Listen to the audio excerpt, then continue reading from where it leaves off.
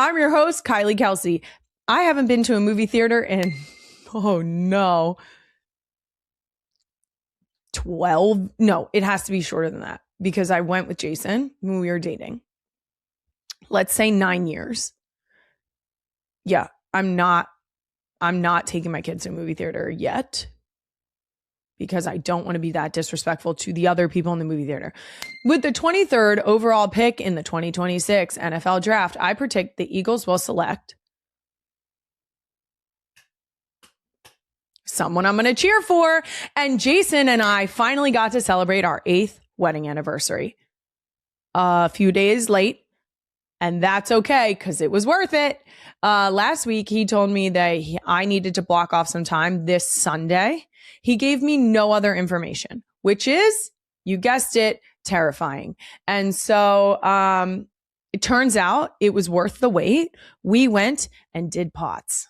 We made pots. We did pottery. We threw on a pottery wheel, which neither of us have ever done before. So that was very exciting.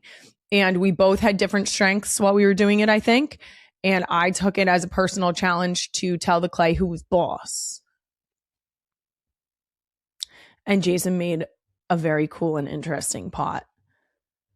It was fun. I do fear that his pots are going to come out better. But the good news about that is they will live in our house. So I get to benefit from the beautiful pots too. How about that? We do not have any anniversary traditions. In recent years, we have tried to get interesting with using what are like the suggested gifts for each year. Last year was copper. I got a Lorax and he's perfect. I did not get anything bronze this year because it's either bronze or pottery. So we went with pottery. I actually really appreciate that because I feel like the Lorax might actually be bronze. Don't tell anyone. Because I love the Lorax and I love that he got me inside. It's honestly one of my favorite gifts. Anyway, coming up on today's solo episode, I'm going to answer 8-ish Ask Me Some Things questions submitted by the real ones in honor of my 8-year anniversary, plus the return of You Know What's Fucked Up? We also have a loaded doom scroll of the week about how fucked up women's clothing sizes are and dating red flags. I'm also going to attempt to give some very unqualified parenting advice in a brand new segment featuring someone who never wants to be on camera. Ha! Queen Emma. That's right, real ones. Since I agreed to do a solo episode, Queen Emma has agreed to be on camera. And by agreed, I mean voluntold. Yeah, I don't think I agreed to this. Yes, you did. You're on camera. It's only fair. But before we get into all of that, let's start with a few quick NGL announcements. First up, this coming Tuesday, April 28th, you're getting a truly historic episode of FAFO. Guys, I was somehow let loose on the Pennsylvania State Capitol. And I've never felt more like Leslie Knope in my life. It was wonderful. And I had no business being there. A little business. I'm born and raised Pennsylvanian, so. And more importantly, I got to sit down with Pennsylvania Governor Josh Shapiro and First Lady Lori Shapiro. I'm so excited for the real ones to see this. And you may also get to see how bad I am at basketball. That's not a tease. I am fucking trash at basketball. And you can see it if you watch this FAFO episode. It's honestly horrific. And the only reason I'm agreeing to let it stay in this episode is because we have another FAFO planned right now that I think I will be able to show off a more athletic prowess. I don't even know if I'd call it that. The first shot I took, it was so bad. I haven't shot a basketball. I'm not exaggerating. I haven't shot a basketball in 15 years. How old am I? 24. Math. Yeah, almost 15 years. Holy trash. Anyway, make sure you tune in this Tuesday on our YouTube channel. Make sure you set your alerts so you don't miss it. Next up, it's official. NGL just won Podcast of the Year at the 2026 Webby Awards. Oh, no. We also won the People's Voice Award for Best New Podcast and Best Partnership. Shout out to the real ones for voting and more importantly for watching every week. And also thank you to the amazing guests I had no business talking to for somehow agreeing to come on because we couldn't have done it without you. You know who else we couldn't have done it without? Our amazing team on NGL. It is not about me. I could not put on a podcast by myself, especially to this caliber. It would be a vertically recorded iPhone video on selfie side. It would be trash. It's the whole team. And final announcement. Last week, I asked the real ones for suggestions on organizations that we should donate our new merch proceeds to. And as always, you guys delivered. Some top choices were Play Like a Girl, Girls on the Run, and Special Olympics. Ooh. Because we donated our field hockey FAFO with Nikki Marie proceeds to Girls on the Run, I feel like Play Like a Girl is the right one here. And since we're supporting women in sports, Play Like a Girl it is. Moving on, let's get right to our real one comments of the week. This week, there was a photo of Jason in a cowboy hat going around from Lane and Kelsey Johnson's wedding. And as you can imagine, it's an excellent picture. It's outstanding. For the audio listeners, my husband is standing kind of sideways here with a cowboy hat on, a bolo scarf, tie thing, and you can very clearly see his salt and pepper beard. Now, he's dressed in all black. I said he looked like something straight out of Yellowstone. Did I watch Yellowstone? Absolutely not. If you think I have time to walk into a show as serious as that, you are incorrect. Did I want to? Absolutely. I will say I saw a ton of comments. And I feel like we should address them. Some of you do get it. Someone said, are we allowed to like photo number 4? I feel like we just need permission. Yep. You are allowed to like it. Someone else said, I promise I'm looking respectfully. Thank you so much for saying that, Amanda.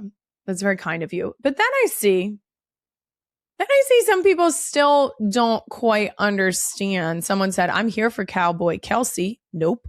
I'm going to say it. Jason is fine. You better hide your eyes. Jason Kelce sliding into hot cowboy summer was not on my bingo card. Okay, Meg. No. Alexa, why are you hot and sweating? Why are you hot and sweating, Alexa? No. Consider this your quarterly reminder. That's mine. And not only can I fight, I will fight. You can look all you want. You can look all you want. But that man is only tipping his hat at me. Thank you.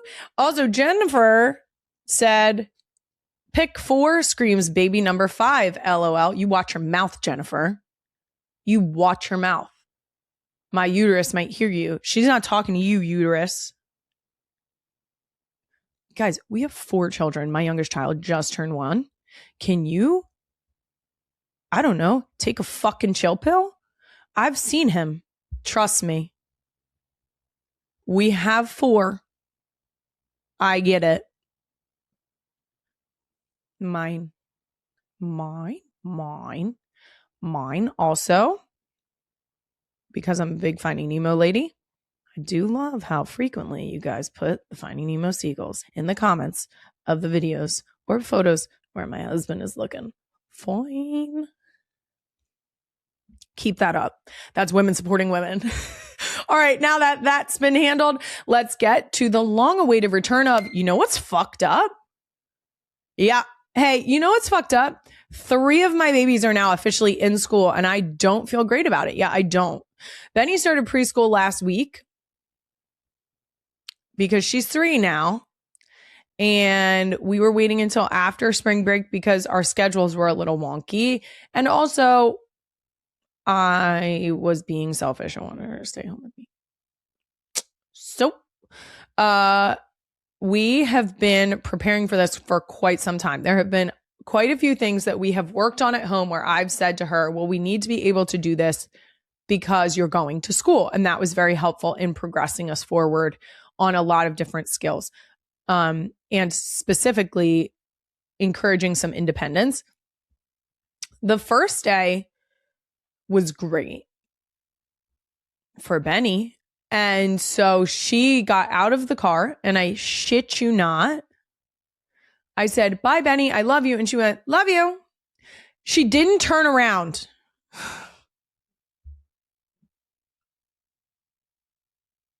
She didn't turn around. She didn't even turn around.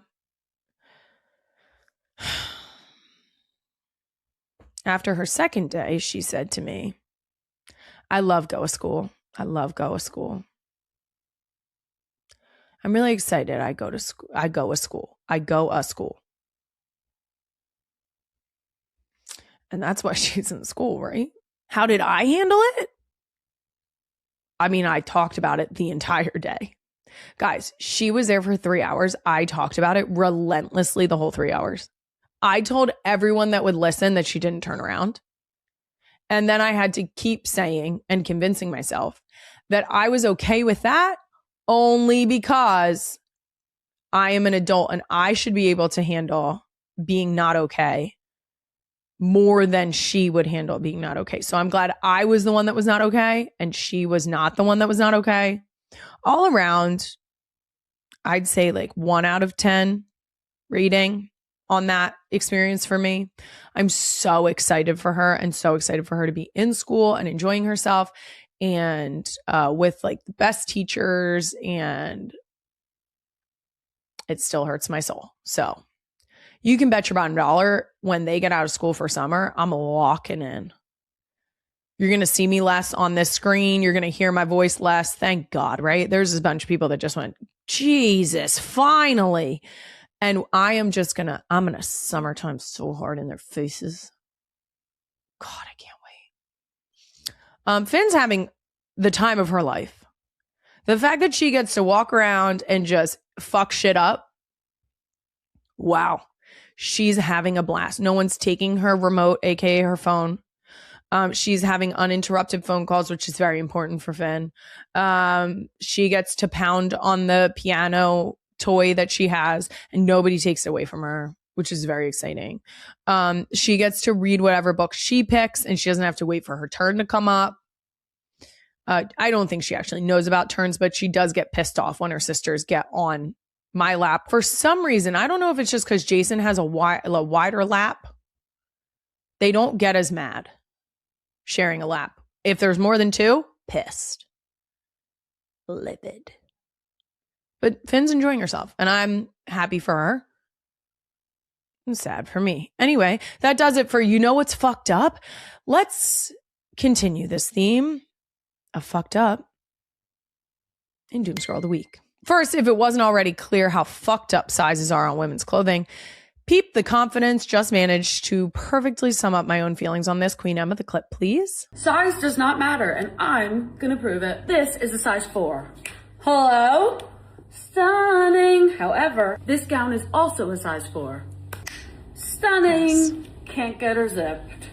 Size 6, I actually can't believe I'm selling this one. Whoa. Also a size 6. Can't zip. Size 8. Ooh, size 8. Not a chance. Size 10. Size 12. I can't even show you the back. I can't even show you the back. Size 14.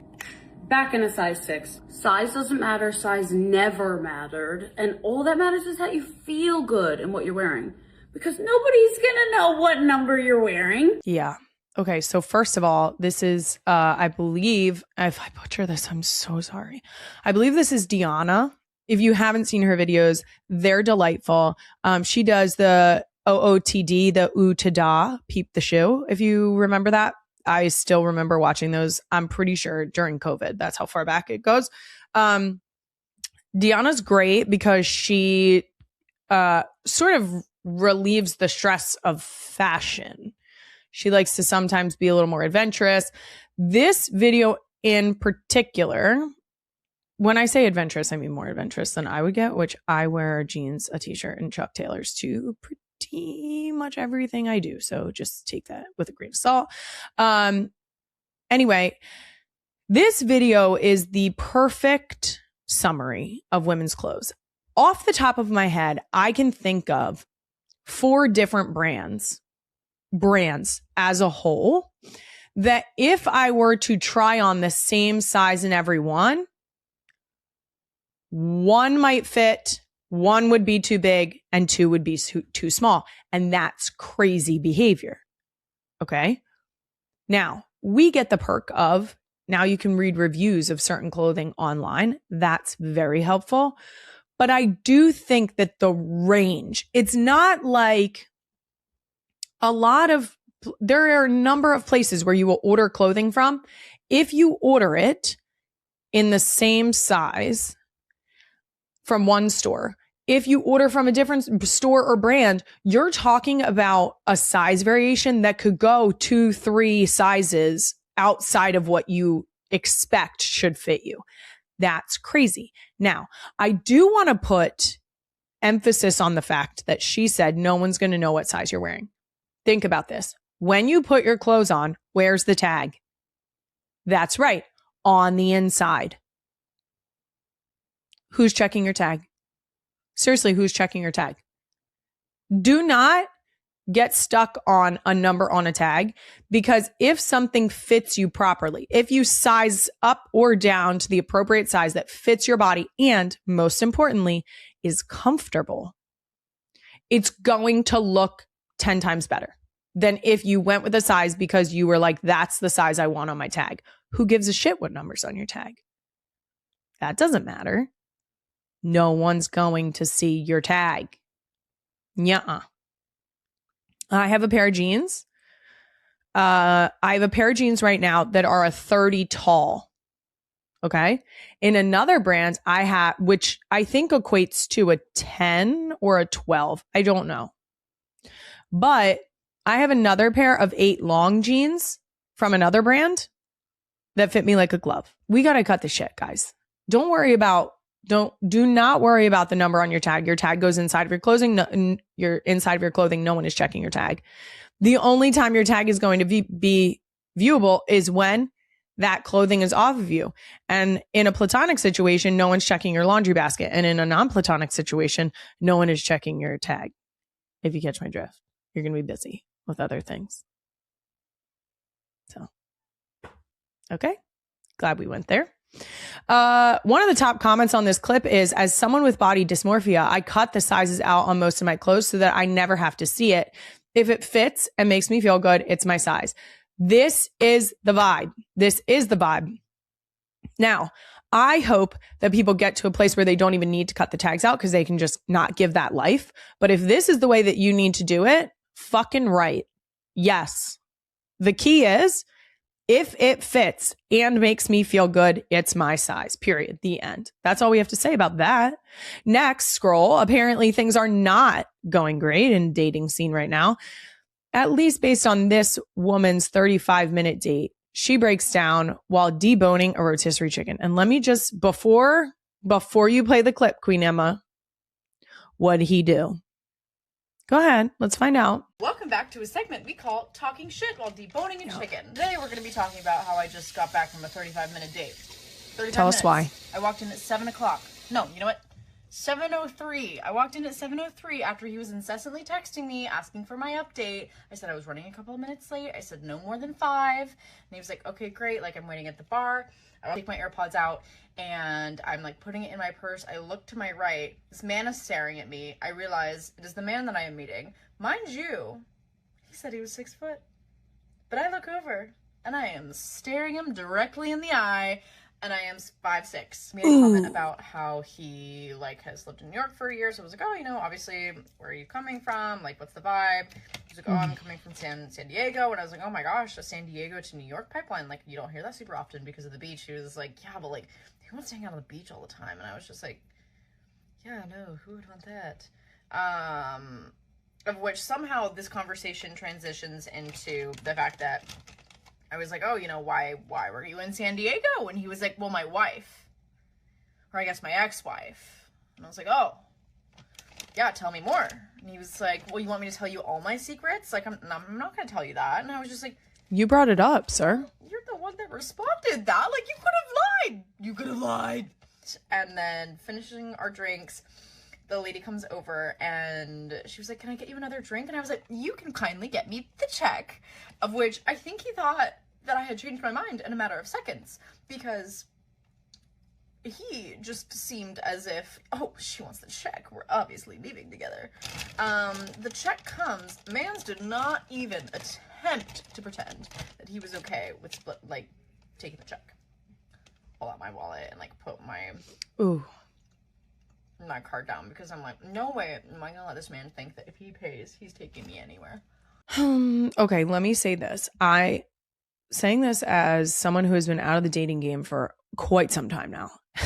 Thank the Lord for that. Shout out to my hubby. Okay.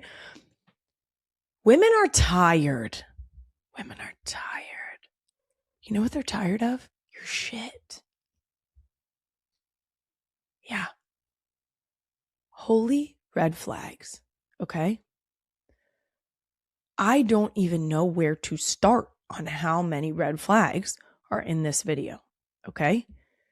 Lying about your height, grabbing your phone, not offering to put your card down, talking about an ex-wife, and then not answering additional questions or thinking it's weird that she has questions about the fact that you just mentioned a wife or ex-wife. What? Also, and maybe the most egregious, assuming she'll go home with you. Yuck. No. Let's be clear. If you're on a date and it's going well, and maybe you are going to go home with him, you would both know that. That would be abundantly clear. It should just be like we know what's about to happen. You're both going to know. So, yuck, again. I don't necessarily know that I ever went on rough dates prior to Jason, because I didn't really go on dates. The people that I went out on dates with, there weren't that many, and I vetted them. I knew them. So I knew it wasn't going to be horrific. Going out on a blind date, I would not have done. I just don't have trust like that in people. Jason was the first and last Tinder date I ever went on. Queen Emma's asking what unsolicited advice I would give to people dating right now. Godspeed. I genuinely, I'm so sorry. You know what? This is what I'll say. Trust your gut. If someone is willing to lie about their height that aggressively, we're talking 6 foot tall and 5'6" is very different. Okay. If someone is willing to lie about their height to that extent, why? Why? I'd rather go out with someone who said they were 5'6" than someone who's 6. I just don't understand. The lying, I mean, you guys know I started a podcast called Not Gonna Lie. Lying irks me to a degree that I cannot explain. So, no, absolutely not. Unsolicited advice I would give people dating right now is trust your gut. Trust your gut, because women's intuition, you know? And last scroll, I doom scrolled so hard on TikTok, I wound up back at the 2013 NFL draft, the year Travis was drafted by the Chiefs. Queen Emma, the clip? With the 63rd pick in the 2013 NFL draft, the Kansas City Chiefs select Travis Kelce, tight end, Cincinnati.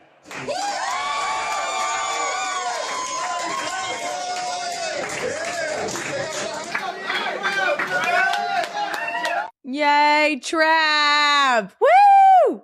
Go Trav! Yeah. This is very exciting because this episode is actually dropping on the first day of the 2026 NFL draft. And for those of you who don't know, this is a monumental day in a lot of people's lives. This is the moment that these guys have been working towards, countless hours and effort that they have put into being able to be receiving a phone call tonight or over the next couple days. This is an incredible accomplishment. And it is so exciting, not only for these players, but the opportunity that their families get to celebrate with them. I like tuning into the draft as like background noise. I like putting it on and listening to it as it goes by. If the Eagles ever asked me to announce a late round pick, I would say no, because I actually don't like being in front of people. So no, thank you. But I'm excited for you, but I don't want to do it. Also, on the off chance that I mispronounce the person's name, could you imagine? I would be mortified. I don't want to be that person. I want to give people the respect of having their names announced correctly. And I'd probably botch it. That's it for Doom Scroll of the Week. I'll be right back with your most burning questions for me after this random woman I've never met in my life talks to you about one of her favorite things, Lululemon. Question here is from Real One Annie Seavale. What is each of your girls' current obsessions? Poof. This is easy. Is it? Maybe. Let's try. Tim Tams. Everybody. Except Finn. Finn likes a graham cracker. My mom has made the conscious decision to call every snack that she hands Finny a cookie, which ends up making every snack exciting because she says, do you want a cookie? And then she gets a Ritz cracker. You know what I mean? It's pretty silly. But we like it. And the girls our current obsession is dessert. And I'm not mad at them because it gives me the excuse to also have dessert. And they earn it. I only give it to them if they earn it. There have been multiple nights where one person has not earned it. That is our current obsession. I know that that's not what you're talking about. You're probably talking about like a TV show or a Disney princess, but it's dessert right now. So that's what it is. Next up, what's your biggest ick? Oh, my biggest ick is... Oh, that's hard. My biggest ick is probably... Queen Emma wrote in a suggestion of rude people, and I'm trying to not pick that because Queen Emma wrote it. But I think she's right. Specifically when people are rude to service workers or wait staff. Holy hell. If you are rude to someone who is like in the service industry, that is going to live rent free in my head forever and ever. You are then tagged with a little red dot of like, red flag. I can't help myself. I truly can't. It irks me to a degree that I can't explain. Big ick. Big ick. Don't be rude to service people. They are not there to like wait on you hand and foot because they love it and they want you to be mean to them. They're working a job and you can be respectful of that. You know what I mean? Yuck to people who are rude to people, period. But a lot of people choose to be rude to service workers. That fucking pisses me off.